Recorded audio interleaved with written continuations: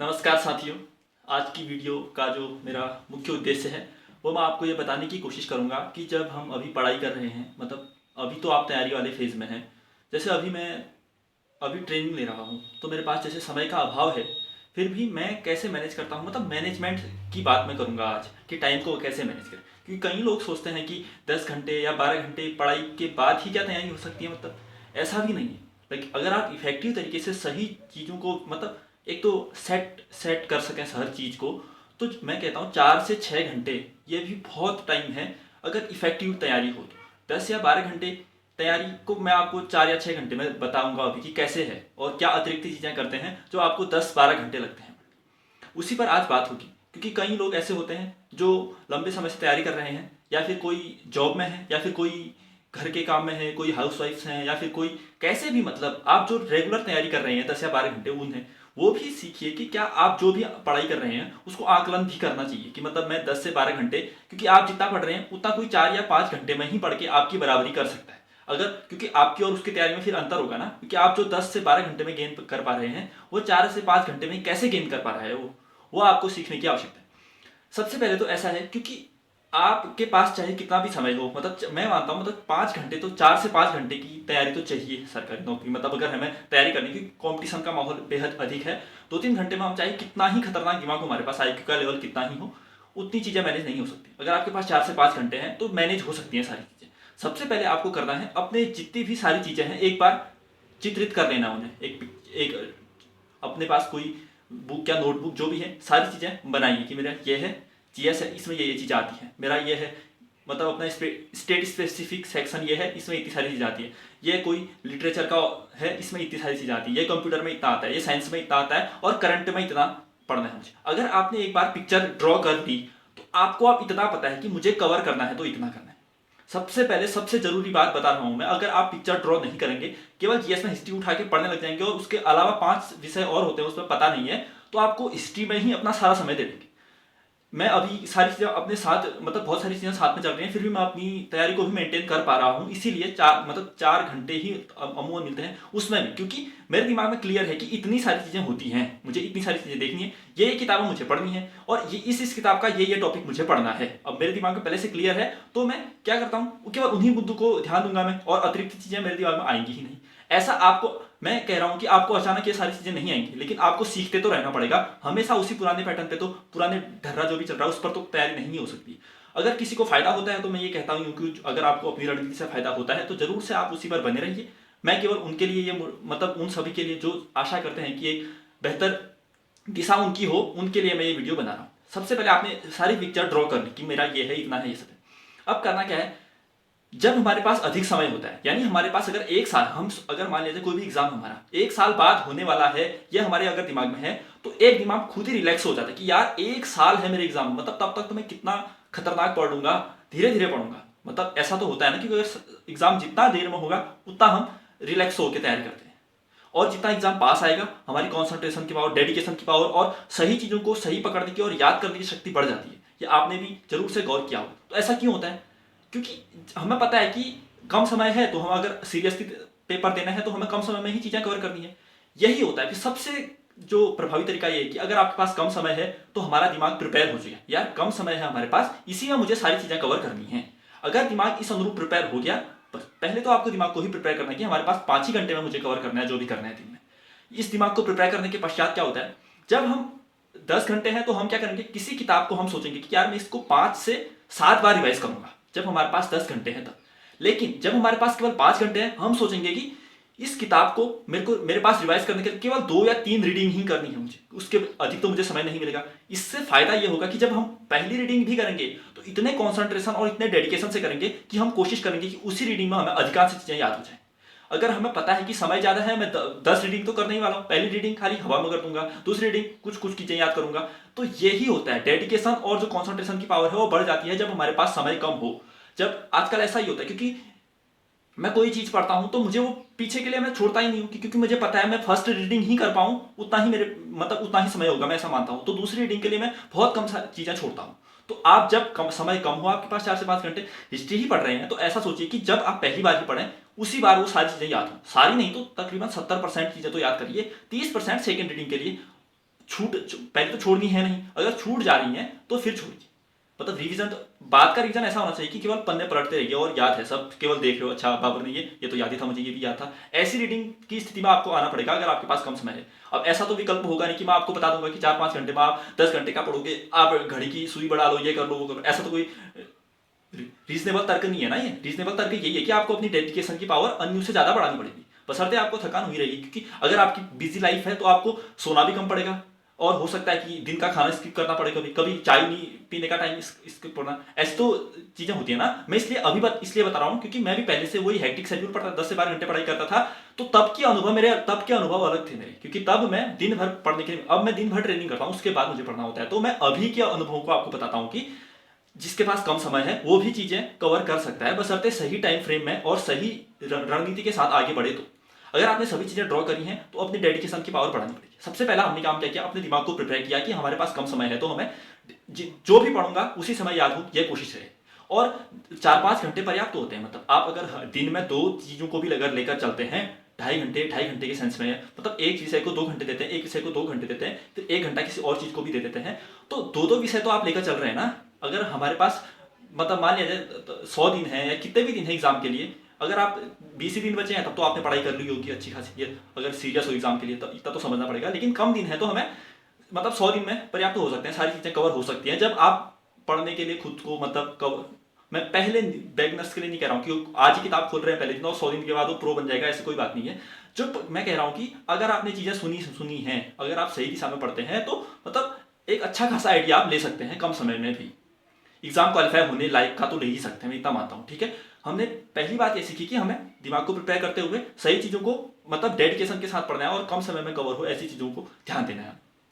और जब अगर हमें समय कम है तो इसका यह हो सकता है कि जब हमारे पास जो छोटे छोटे समय बीच में मिलते हैं, मान लीजिए जैसे हमें ट्रेनिंग में जाता हूं, मुझे 2 या 3 गैप मिलते हैं। एक आधे घंटे का चाय का ब्रेक मिलता है पहले, एक आधे घंटे का चाय का ब्रेक मिलता है बाद में, एक लंच का ब्रेक मिलता है बीच में। तो मतलब मेरे पास 2 घंटे ऑफ है, मैं एक टाइम की चाय छोड़ी। मतलब आप अपने अनुभव चलिए, आपको भी कहीं ना कहीं ऐसा तो होगा नहीं कि 10 से 5 तक बिल्कुल जोत रखा है आपको, ऐसा तो कतई नहीं होगा। थोड़ा बाहर जाने का समय, थोड़ा रिलैक्स टाइम, अब उस पर आपको इफेक्टिविटी ढूंढनी है अपनी। इफेक्टिविटी का तात्पर्य कि उसमें भी कुछ ना कुछ गेन कर पाओ। जैसे जो चीज कवर नहीं हो पा रही है, जो चीज छूट गई थी कल, वो उस टाइम पे कवर करो जिसके पास समय कम है। ऐसा, और 4 से 5 घंटे में बार बार कह रहा हूं पर्याप्त होते हैं। 10 से 12 घंटे वाले होते क्या है, उनका अगर मैं टाइम निकाल दूं, वो 10 से 12 घंटे सुबह जैसे 8 बजे, मैं अपनी दिनचर्या बता दूं, अगर सुबह गए लाइब्रेरी हमारे साथ जितने भी बजा, शाम को 7 बजे तक बैठने वाले हैं हमारे यहाँ। अब 7 घंटे की ड्यूरेशन, 7 से 8 तक तो दिमाग को फ्रेश करने में कि यार नींद आ रही है, वो हो रहा है, क्योंकि पता है शाम तक बैठना है, पहले दिमाग हेक्टिक है, आधा घंटा कुछ फोन पे देख लो, वो कर लो, दिमाग फ्रेश कर लो। 8 बजे तक तो वो पढ़ाई नहीं होगी, 1 घंटा वैसे ही चले जाए। 8 से पढ़ने के लिए बैठा, 2-3 घंटा मन लगा, लेकिन उसके बाद जब हम 10 घंटे की पढ़ाई में हम उस टाइम को भी काउंट कर लेते हैं जो हम किया ही नहीं कुछ, उसी में चाय भी पी रहे हैं, उसी में खाना खा रहे हैं, उसी को पढ़ाई के टाइम में गिना है हमने, वो नहीं होता है। पढ़ाई का इफेक्टिव टाइम 4-5 घंटे का है कि वो केवल और केवल पढ़ाई हो। अगर आप उस घंटे में आधे घंटा, जैसे मैंने 10 से 10:30 तक पढ़ा, फिर 10:30 से 11 तक अगर मैं फोन देख रहा हूँ तो वो 10 से 11 तक मैंने पढ़ाई नहीं की, अभी तक मेरी केवल आधे घंटे की पढ़ाई हुई है, ऐसा मानना है। मैं कह रहा हूँ नॉन स्किपेबल 5 घंटे आप पढ़ रहे हैं तो पर्याप्त है। कैसे करना है, सबसे पहले सारी चीजें ड्रॉ करिए, फिर करिकुलम में फ्रेम करिए कि अगर आप किसी चीज को पढ़ने में कितना टाइम लगाएंगे। सीरियसली रीडिंग करनी है तो बशर्ते पहली बार में टाइम लगे, लेकिन ऐसा हो कि दूसरी बार के लिए कोई चीजें ही न बचे, पहली बार ही उसे निस्ते नाबूद कर दो। कुछ कुछ ऐसा हो सकता है 70% ही याद हो सकता है, फिर भी कुछ कुछ ही कोशिश यही रहेगी जब हम पहली बार रीडिंग करें, दूसरी बार के लिए हमारे पास चीजें कम बचे, मतलब कम समय है तो डेडिकेशन पढ़ना है। अब मैं दूसरे जो पहलू है उस पर बात करूं तो कुछ ऐसा होता है कि अनिवार्य था आपको कुछ ना कुछ स्किप करना ही पड़ेगा, बशर्ते उससे आपको पता है इससे एग्जाम में क्वेश्चन आएगा, ये भी पता है कि आने वाला है, पक्का है, फिर भी आपको उस टॉपिक को स्किप करना पड़ेगा जब आपके पास समय कम है। तो मैं बता रहा हूं कुछ ऐसे टॉपिक्स होते हैं, जैसे मान लिया जाए हमें पता है वर्ल्ड हिस्ट्री से क्वेश्चन आ सकता है, संभावना है, जिसके पास पर्याप्त समय है वो वर्ल्ड हिस्ट्री कवर करके जाएगा। लेकिन अगर आपके पास पर्याप्त समय नहीं है, 1 नंबर का क्वेश्चन आने वाला है उससे, लेकिन छोड़ो उसे, समय कम है, 1 नंबर पर अगर आप वर्ल्ड हिस्ट्री कवर करने बैठ जाओ, यानी 7-8 घंटे देने लगते, उससे अच्छा 7-8 घंटे में हिस्ट्री रिवाइज कर लो, उससे तो 5 नंबर आने वाले हैं भैया। और 7-8 घंटे में आप जो कंप्यूटर पहली बार रिवाइज करोगे उसमें से केवल 1 नंबर आने वाला है, और संभावना है या नहीं है, और उसको पहली बार में आपको सब याद हो जाएगा, ऐसा होगा भी, दूसरी बार पढ़ना पड़ेगा और तीसरी बार पढ़ना पड़ेगा। तो कुछ मुद्दे जो बेहद लो प्रोफाइल हैं उनको आपको छोड़ना पड़ेगा। जैसे मैं उत्तराखंड में बात करता हूँ आपको कि आपने नदी घाटी परियोजनाएं पढ़ी, उनको नदी पढ़ी आपने, कौन से डिस्ट्रिक्ट में है ये पढ़ा, अब इससे तो क्वेश्चन आ सकते हैं, संभावना है, और इसलिए हमने पढ़ी। अब ये कितनी, इनकी क्षमता कितनी है, यानी ये इतने मेगावाट के हैं, ये सब चीजें होती हैं जो इनसे संभावना हो सकता है कि एग्जाम में क्वेश्चन आ जाए, लेकिन बेहद लो प्रोफाइल है। आपने अगर पुराने पेपरों का एनालिसिस किया है तो इनसे क्वेश्चन, मतलब 10 पेपर हुए होंगे तो एक क्वेश्चन बना होगा। अब क्वेश्चन आ रहा है, ऐसा तो है नहीं कि नहीं आ रहा है, लेकिन समय कम है, इसलिए मुझे छोड़ना पड़ रहा है। तो यही चीजें प्रभावी रूप से कर सकते हैं आप, मतलब कुछ जो बेहद लो प्रोफाइल वाली चीजें हैं उनको छोड़ते हुए आगे बढ़ना पड़ेगा। वही बात अगर मैं जीएस की बात करूं, हिस्ट्री की बात करूं, अब देखिए मैंने मध्यकालीन भारत में आया, मैंने सबसे पहले आपको दिल्ली सल्तनत करवाई, उसके बाद मैंने जो विजयनगर साम्राज्य, बहमनी साम्राज्य कराए, उसके बाद मैंने आपको मुगल सल्तनत कराए, अब उसके बाद मराठा भी है, और उससे पहले दिल्ली सल्तनत से पहले जो महमूद गजनी का शासनकाल, मोहम्मद गौरी का शासनकाल, ये भी है। हो सकता है कि कभी इससे एक क्वेश्चन बन जाए, लेकिन जो मेरे नजरों से जो 4-5-6-7 एग्जाम गए हैं उत्तराखंड के, मुझे लगा कि इनमें से कोई क्वेश्चन आ ही नहीं रहा है। हो सकता है अगले एग्जाम में आ भी जाए, लेकिन फिर भी मैंने उसको स्किप किया, क्योंकि बेहद कम चांस हैं, कम समय में हमें प्रभावी अधिक महत्वपूर्ण चीजों को पहले कवर करना होता है। अगर आप सब चीज करके प्रो बैठ चुके हो, मतलब पूरी मध्यकालीन भारत याद हो चुकी है, आधुनिक सब चीज याद हो गई, अब आपके पास क्या पढ़ूं हो रही है, फिर पढ़िए उन चीजों को, फिर तो आप कुछ भी पढ़ सकते हैं। लेकिन पहले प्रायोरिटी उसी को दीजिए जिससे एग्जाम ओरिएंटेड है। इसको पहचानने का तरीका यही है कि आप पुराने पेपरों के देखिए, अपने समय की वैल्यू समझिए।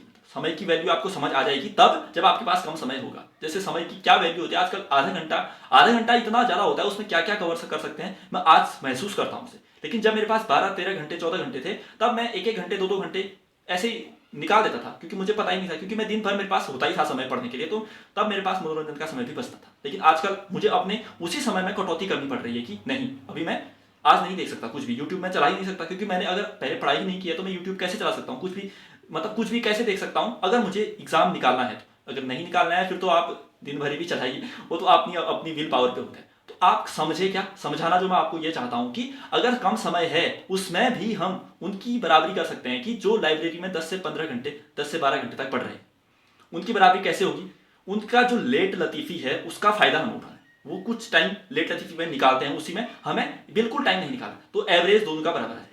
अगर हमने वो 8-10 घंटे वहां बैठ रहे हैं और 5-6 घंटे यहाँ पढ़ रहे हैं, तो उनके जो 3-4 घंटे लेट लतीफ़ी वाले हैं उनको हमें यहाँ कन्वर्ट कर लेना है खुद की तैयारी में। इससे होगा क्या, हम उनकी बराबरी कर पाएंगे और उससे भी इफेक्टिव तरीके से कर पाएंगे। क्यों, क्योंकि हमें पता है हमारे जो डर वाला तत्व है ना वो होना चाहिए। मैं मानता हूं कि जो प्रेशर होता है, डर होता है, घर का तनाव होता है, हो लेकिन नकारात्मक रूप में नहीं है कि मतलब मेरा एग्जाम नहीं होगा तो सोसाइटी मुझे तंग करेगी, मेरी इज्जत गिर जाएगी। ये सभी चीजें तो हमारे सोचने के तरीके होते होंगे, मैं ये नहीं कह रहा कि नहीं होता होगा, लेकिन आप तो अगर इनको अपने दिमाग पर हावी होने देंगे तो फिर तो कुछ उद्धार हो नहीं सकता।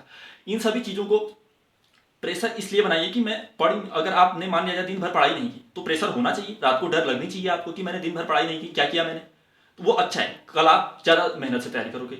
ये डर अच्छा है उस डर से जो आप गलत तरीके से अपने अंदर ले लेते हो कि मतलब तैयारी नहीं हो पा रही है और आप पढ़ भी रहे हो, फिर भी आप अगर उस तनाव को ले रहे हो तो फिर वही होता है जो हम एग्जाम में परफॉर्मेंस नहीं करके आते हैं ना। इतना पढ़ा है फिर भी हम एग्जाम में बेहतर परफॉर्म ही नहीं कर पा, क्योंकि ये तनाव पहले में ही है ना, मुझे तो एग्जाम निकालना ही है कैसे भी, यही सोच के पहले ही गए हैं। तो नहीं, पेपर कैसा आएगा, हो सकता है इतना खतरनाक आ जाए, हो सकता है सरल आ जाए, हो सकता है जितना मैंने पढ़ा वो पर्याप्त होगा। अगर आपने तैयारी की है तो इतना कॉन्फिडेंस तो आपको लेना ही पड़ेगा।